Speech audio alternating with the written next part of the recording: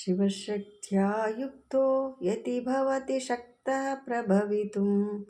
न चेदेवं देवो न कलकुशलः स्पन्दितुमपि अत स्वामाराध्यां हरिहरविरिञ्चाधिभिरपि प्रणन्तुं स्तोतुं वा कथमकृतपुण्यः प्रभवति तनीयां सांपांसुं तव चरणपङ्केरुहभवं विरिञ्चिः सञ्चिन्वन् विरचयति लोकानविकलं वहत्येनं शौरि कथमपि सहस्रेण शिरसां हरः संशुद्धैन्यं भजति वसितो धूलनविधिम् अविद्यानामन्तस्तिमिरमिहिरद्वीपनगरि जडानां चैतन्यस्तबकमकरन्दश्रुतिधरि दरिद्राणां चिन्तामणिगुणनिका जन्मजलधौ निमग्नानां द्रंष्टा मुररिपुवराहस्य भवति त्वदन्यपाणिभ्यमभयवरदो दैवतगणः त्वमेका नैवासि प्रकटितवराभि च विनय भयत्रातुं धातुं फलमवि च वाञ्छासमधिकं शरण्ये लोकानां तव हि चरणावेव निपुणो हरिस्वामाराध्य प्रणतजनसौभाग्यजननी पुरानारी भूत्वा पुररिपुमभिक्षोभमनयत् स्मरोऽपित्वा नत्वा रतिनयनलेह्येन वपुषा मुनीनामप्यन्त प्रभवति मोहाय महतां धनुं पौंषं मौरी मधुकरमयी पञ्चविशिखा वसन्तः सामन्तो मलयमरुदायोदनरतः तदाप्येकं सर्वं हिमगिरिसुते कामपि कृपाम् अपाङ्गत्ये लब्ध्य जगति तमनङ्गो विजयते कणस्क्वांसीधामा करिकलभकुम्भस्तननता परिक्षीणा मध्ये परिणतशरच्चन्द्रवदन धनुर्बाणां पांशं स्वणिमपि ददानाकरतलै पुरस्तादास्तां पुरमदितुरहो पुरुषिका सुधासिन्धोर्मध्ये सुरविटपि वाटी परिवृते मणिद्वीपो नीपो पवनवति चिन्तामणिगृहे शिवाकारे मञ्चे परमशिवपर्यङ्कनिलये भजन्ति त्वां धन्य कतिचन चिदानन्दलहरि महिमूलाधारे कमपि मणिपूरे उत वां स्थितं स्वादिष्टानि हृदि मरुतमाकाशमुपरि मनोऽपि भ्रूमध्ये सकलमपि विद्वाकुलपथं सहस्रारे पद्मे सहरसि पत्या विहर्यसे सुधाधारासारै चरणयुगलान्तर्विगलितै प्रपञ्चं सिञ्चन्ति पुनरपि रसाम्नाय महसा अवाप्या स्वं भूमि भुजगनिभमद्युष्वलयं स्वमात्मानं कृत्वा स्वपिशिकुलकुण्डे कुहरिणीं चतुर्भिः श्रीकण्ठैः शिवयुवतिभिः पञ्चभिरपि प्रतिन्नाभिशम्भोर्नवभिरपि मूला प्रकृतिभिः चतुश्चत्वरिंशद्वसुधकला कलाशत्रिवलया त्रिरेकाभिः सार्धं तव शरणकोणाः परिणतः त्वदीयं सौन्दर्यं तु हिनगिरिकन्ये तुलयितं कवीन्द्राकल्पन्ते कथमपि विरञ्ची प्रभुतय यथा लोकौत्सुक्यादमरललनायान्ति मनसा तपोभिर्दुष्पापामपि गिरिश सायुज्य पदवि नरं वर्षीयांसं नयनविरसं नर्मसुजडं तवापाङ्गालोके पतितमनुधावन्ति शतशः गलद्वेणी बन्धाकुश कलशविसस्त्रस्तिशया हठत्कुट्यत्याङ्गो विगलितदुकूला युवतयः क्षितौ षट्पञ्चाशद्विषमधिकपञ्चाशदुदके हुताशे द्वादशीश्चतुरधिकपञ्चाशदनिलि दिवि द्विष्टस्त्रिंशत् मनसि च चतुष्षष्टिरिति मयूकास्तेषामप्युपरि तव पादाम्बुजयुगम् चरज्योत्स्ना शुद्धां शशियुतजटाजूटमकुटां वरत्रासन्त्राण स्फटिका पुस्तककरा न कृन्नत्वा नत्वा कथमिव सतां सन्निधदते मधुक्षीराद्राक्ष मधुरीणापणितयः कवीन्द्राणां चेतः कमलवनबालान्तपरुचिं भजन्ते ये सन्तः कचिदरुणामेव भवति विरिञ्चि प्रेयस्तस्तरुण सरशृङ्गारलहरी गभीराविर्विदति सततां रञ्जनममी सवित्रीभिर्वाचा शशिमणि मणिशिलाभङ्गरुचिभिः वसिन्याद्याभिस्वां सह जननि सञ्चितयति यः सकर्था काव्यानां भवति मातां भङ्गिरुचिभिः वचोभिर्वाग्देवी वदनकमलामोदमधुरै धनुच्छायाभिस्ते तरुणतरुणी श्रीसरणिभिः दिवं सर्वं मुर्वी मरुणिमणिमग्नां स्मरति तया भवं तस्य त्रस्यध्यन हरिणशालीननयन सौर्वास्यावस्य कति न गिर्वाणगणिकः मुखं बिन्दुं कृत्वा कुचयुग मदस्तस्य ततदतो हरार्तां ध्यायेद्यो हरमक्षिते मन्मदकलां ससद्यः संक्षोभं नयति वनिता इच्छति लघु त्रिलोकीमप्यशो भ्रमयति रविन्दुस्तानयुगम् किरन्ती मङ्गेभ्यः किरणनिकुराम्भामृतरसं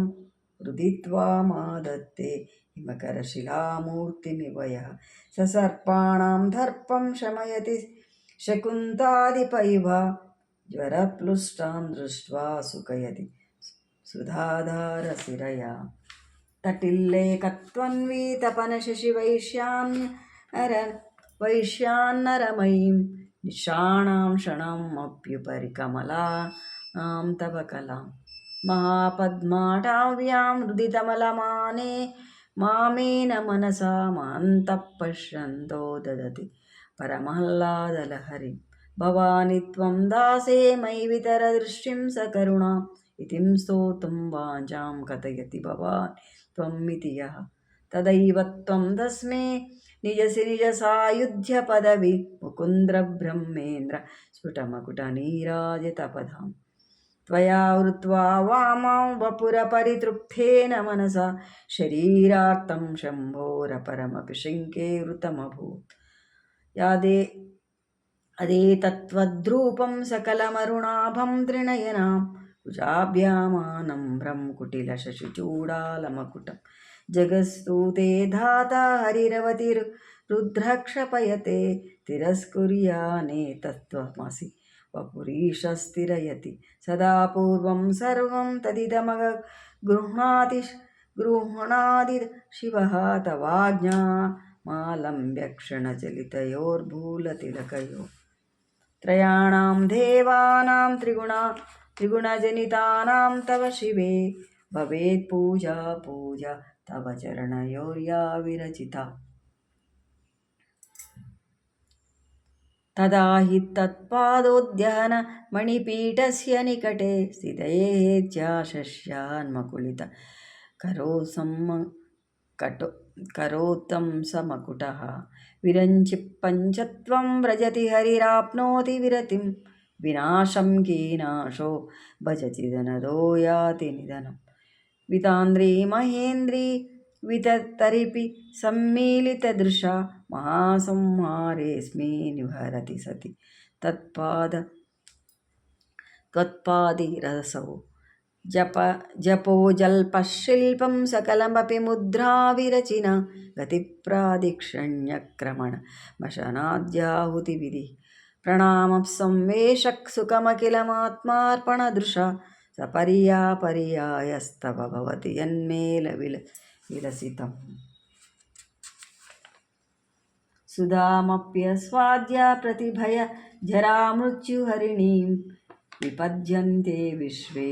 विदिशतमकाध्यादिविशदः कराळं यक्षेळं कबलितवतः कालकलन अशम्भोस्तन्मूलं तव जननि ताटङ्कमहिम किरीटं वैरिञ्चं परिहरपुराः कैटविदः कठोरे कोटारे स्थलसिजै जम्भारिमकुल प्रणम्ये शक्त्येषु प्रभसमुपयातस्य भवनं भवस्यद्बुद्भाने तव परिजनोऽभिर्विजयते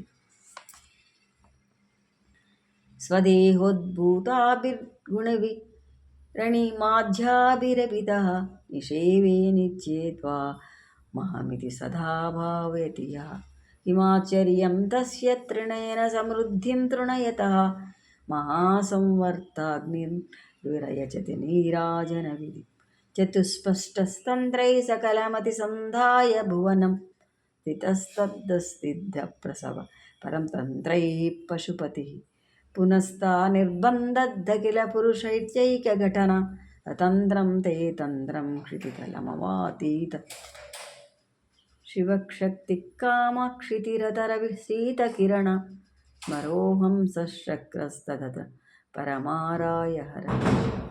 हमिरुल्लेखाभिस्तृणुपि रवसानेषु घटितः भजन्ते वर्णस्ते तव जननि नामावयवतां स्वरं योनि लक्ष्मीं त्रिदयमिदमौदं तव मनो निधायैके नित्ये निरवधि महाभोगरसिकः भजन्ति त्वां चिन्तामणिगुणनिबद्धाक्षवलया दिवाग्नं जुह्वन्त सुरभिघृतधाराहुतिशतैः शरीरत्वं शम्भो शशिमिहरवक्षोरुहयुगम् तवात्मानं मन्ये भगवति नवात्मानमनघम् अतः शेषशेषित्वयमुभयसाधारणतया स्थितः सम्बन्धो वां समरसपरानन्दपरयो मनस्त्वं मोमत्वं मरुदपि मरुस्तारधि रसि त्वमापस्त्वं भूमिस्त्वयि परिणतया न हि परं त्वमेव स्वात्मानं परिणमयितुं विश्ववपुषा चिदानन्दाकारं शिवयुवतिभावेन बिभृशे तवा चक्रस्तं तपनशशिकोटिद्युतिधरं परं शम्भुं वन्दे परिमिलितपार्शां परिचिता यमाराध्यन्यक्ष रविशशिशुचीनमविषये निरालोके लोके निवसति भूलोकभुवने विशुद्धौ ते शुद्धस्फटिकविशदं व्योम्यजनकं शिवं सेवे देवीमपि शिवसा सामानव्यवसितां ययोः कान्त्या यान्त्या शशिकिरणसारूप्यशरणे विदूदां तद्ध्वान्ता विलसति चकोरीव जगत् समुन्मीला संवित्कमलमकरन्धैकरसिकं भजेऽहं सद्वन्द्वं किमसि मातां मानसचरं यदालापद्दशदशगुणितविद्यापरिणतिः यदा दत्ते दोषड्घणमखिल मध्यापयैव तव स्वादिष्टाने उतवामधिष्ठाय निरतं तमीडे संवर्तं जननि महतीं चान्तसमयां यदा लोके लोकां दहति महती क्रोधकलिते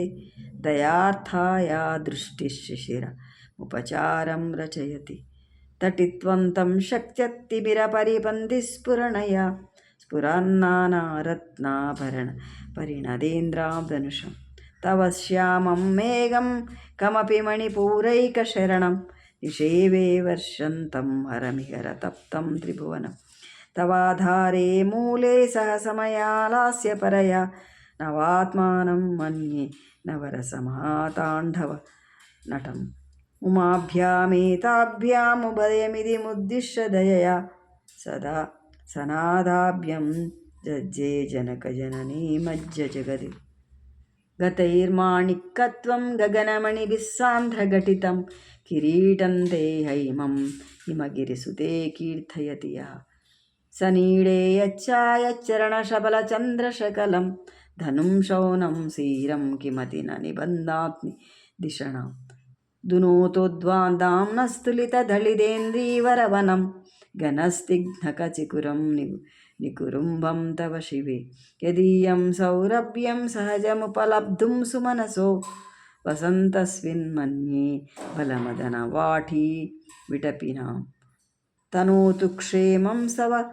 वदनसौन्दर्यलहरी परीवाहस्तोत्रसरणरीव सीमन्तसरणि वहन्ति सिन्धूरं प्रबलकबरी भारतमिरा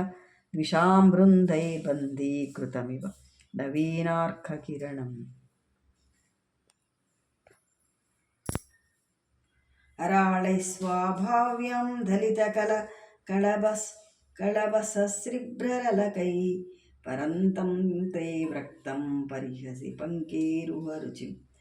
दरस्मेरे यस्मिन् दशरुचि किञ्झल्करुचिरे